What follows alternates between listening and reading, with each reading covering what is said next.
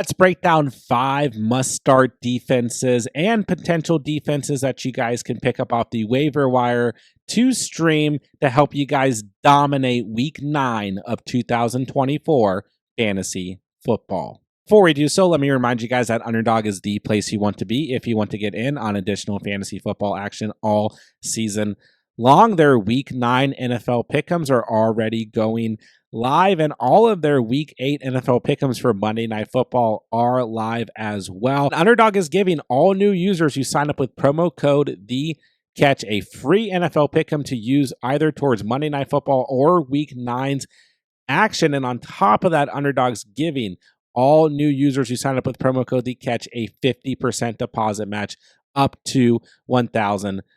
So that's a free NFL pick'em to use either towards Monday Night Football or this week's action, and up to $1,000 in bonus cash on Underdog when you guys sign up with promo code THECATCH. That link is down below. All right, and very quickly, let's take a look at this week's schedule. And I just want to point out that this is a tough week in terms of defensive streaming and overall starting defenses. So on Thursday night, we have a potential opportunity between the Texans and the Jets. I'm not trusting the Jets defense at all anymore at this point.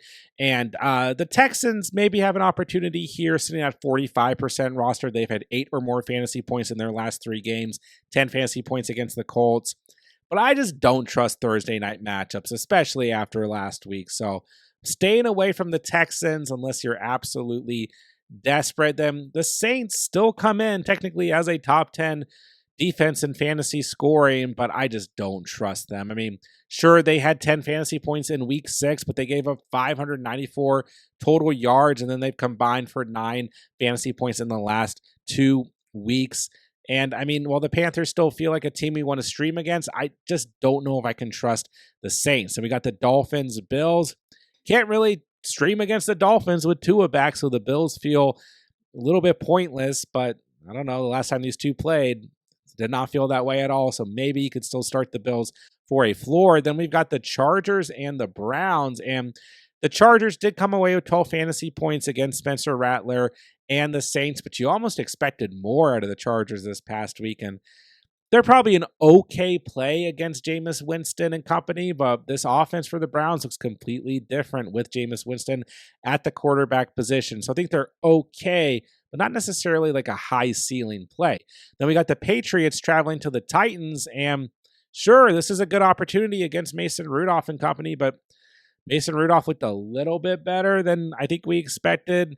Still gave up a lot of fantasy points overall to the Lions defense. And then, when we look at the New England Patriots, I just don't trust this defense. I just can't do it. They've combined for 1 fantasy point in the last 3 weeks, a goose egg in week 6, -1 fantasy points in week 7, 2 fantasy points against the Jets. They're probably an okay risk, kind of like stream play, but I just don't trust them. Then we got the Broncos traveling to the Ravens, and the Broncos are probably still an okay floor play, but I don't really want to start them against the Ravens and Lamar Jackson and company when they just came away with 6 fantasy points against the Panthers. So don't really love that. Then we have the Bears traveling to face the Cardinals, and the Bears are probably okay, but the Cardinals have looked pretty good the past 2 weeks. And the Bears walked away with just 3 fantasy points against the Washington Commanders. The Rams, Seahawks, you're not starting either defense there. There's certainly maybe some opportunity for the Kansas City Chiefs against the Bucks to wrap up week 9, but once again, they just feel like a floor play. 7 or 8 fantasy points in each of their last 3 starts. The Bucks a little bit depleted, but they walked away with a lot of total points scored in week 8. So I don't know that I love the Chiefs when they only had 8 fantasy points against Gardner Minshew and the Raiders. Was expecting a lot more out of them in week 8. So overall, it is a tough week for defenses. But let's hop into what options I think you guys either need to absolutely start or are streaming options off of the waiver wire moving into week 9. Let's start with the Minnesota Vikings, who will go up against the Indianapolis Colts at home here in week 9. And yeah, a lot of you guys got mad because I said start the Vikings no matter what. In week 8, we can start the Vikings every single week. And I mean, what else was I supposed to say? They were the #1 scoring defense in fantasy football going into week 8. And nobody was expecting both Cooper Kupp and Puka Nacua to return in week 8. And when I put out these videos late on Sunday nights, at that point in time, there was no sign of Cooper Kupp even playing. And then as the week progressed, Puka Nacua showed up too. So listen, the Vikings will be fine. It was a bad defensive performance on a short week.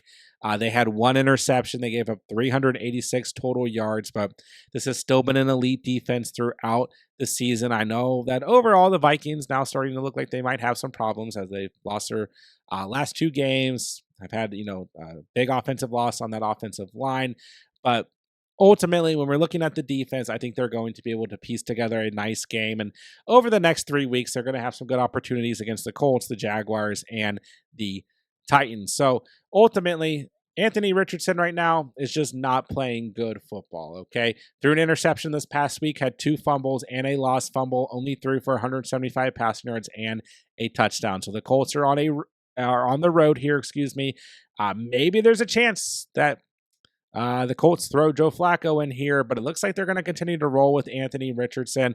And as long as that is the case, the Vikings are a strong play here in week 9. They should bounce back. I still think they are a must-start defense in week 9. If you own them, don't drop them. Don't panic here. It's 1 week. It was bound to happen and happen on a short week. So at least take that with a grain of salt. And ultimately, I think they're a strong play against the Colts in week 9. Moving along, let's take a look at the Washington Commanders, who sit at 20% rostered, and I think are a good streaming option this week against the New York Giants. Now, they walked away with just 4 fantasy points in week 8. Definitely disappointing because they looked like they were really shutting down the Bears. I mean, and they did for a majority of the game, but then last kind of minute allowed some points and ultimately gave up 15 total points, had 2 sacks, a fumble recovery that was not a defensive touchdown, but for a second it looked like it.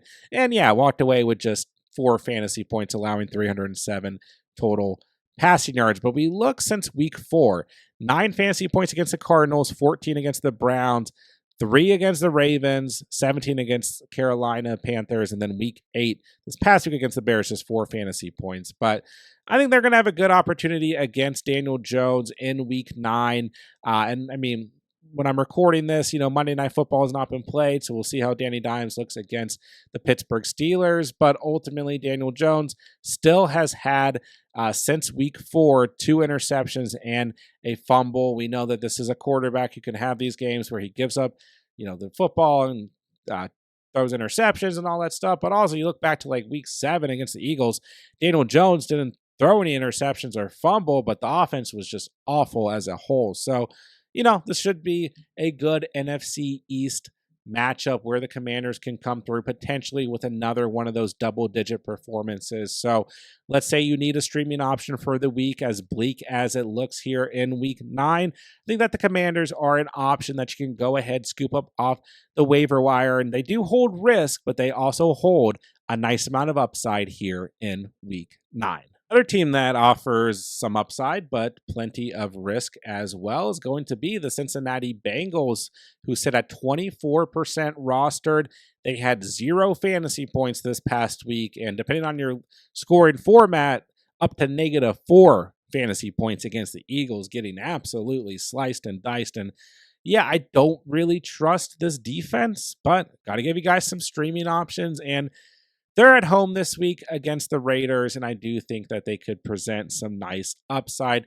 Go back to week 7, they had 15 fantasy points. You go back to week 6, they had 8 fantasy points. So they have at least had some good defensive efforts in the past month or so, right? But yeah, obviously week 8, they're going to be dropped in a lot of leagues, I think, if they're if they're not available in your league. And then if they are available, you need an option for the week. I do think that they are stream worthy, as the quarterback position for the Raiders just continues to be worrisome overall. The Raiders did show some life against the Chiefs, don't get me wrong, but Gardner Minshew, still a turnover in this game, a lost fumble after having 4 turnovers in week 7. Maybe we see a little bit of a sprinkle of Desmond Ridder. I don't know, but I think Minshew played good enough that he'll probably be the starting quarterback in week 9. And you never know. Minshew can come out and do some things. He, like I said, did some stuff against the Chiefs, but there's at least the opportunity for turnovers for the Bengals defense this week.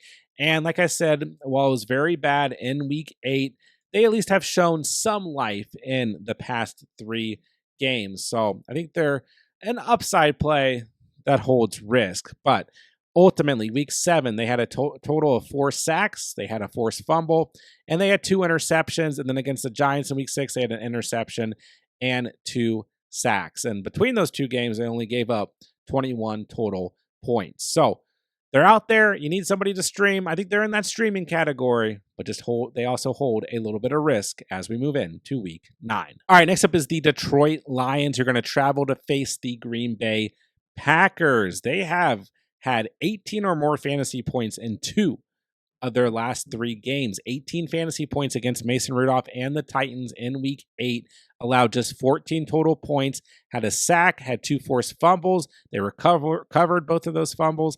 They had 2 interceptions, and they still gave up 416 total yards. So this is a little bit contingent on Malik Willis being the starting quarterback. Now, I will say, as we know, Malik Willis was not that bad when he was the starting quarterback in weeks 2 and 3 for the Green Bay Packers.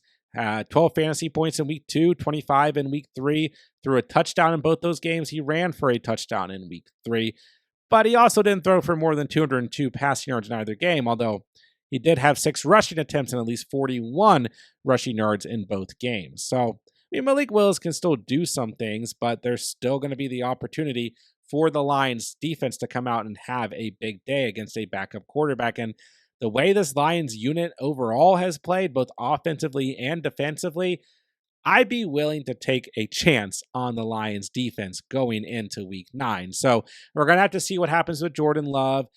He's slated to have the groin injury looked at, and he may or may not play for week 9. I think there's definitely a possibility he does not play because the Packers have a bye week in week 10. So if they choose that it's best to just rest Jordan Love through the week 10 bye, I think that makes sense. But this is also a huge divisional game. So if they can push Jordan Love to play, they're going to push Jordan Love to play just like they did going into week 4 against the Minnesota Vikings. So we will see what happens, but I think at worst, even if Jordan Love does play, that the Lions are still a good floor option this week. Sit at 69% roster, but if your league mates drop them because they don't like the matchup, they think Jordan Love might play this week, then they get the Texans the following week, whatever. I think that the Lions are a good floor play overall, but they have some nice upside if Malik Willis is the starting quarterback in week. All right, last but not least, we have the Philadelphia Eagles, who had 8 fantasy points in week 8 against the Cincinnati Bengals. They sit at 41% rostered. Overall, they haven't been great, right? But they have just looked better lately, kind of like the Washington Commanders. So in week 8, they had a sack, 2 forced fumbles, a fumble recovery, and an interception. So that was nice to see. That was the first game on the season since week 1 against the Packers where we saw a forced fumble and an interception for the Eagles, but walked away with just 8 fantasy points against the Bengals, but they had 16 fantasy points against the Giants in week 7.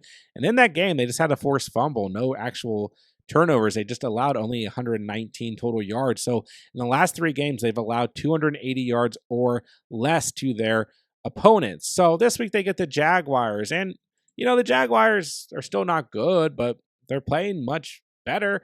Ultimately, where they came away with a loss against the Packers in week 8, Trevor Lawrence still threw for 308 passing yards and 2 touchdowns, as well as running for a touchdown, but he also had an interception and he had a lost fumble in this matchup as well. So I think the opportunity is there for the Eagles defense to cause some potential turnovers against the Jaguars. And at the end of the day, the Jaguars are still one of these volatile teams. Like, we don't really know what we're going to get on a weekly basis out of them. So the Eagles at least provide some upside as we move in to week 9.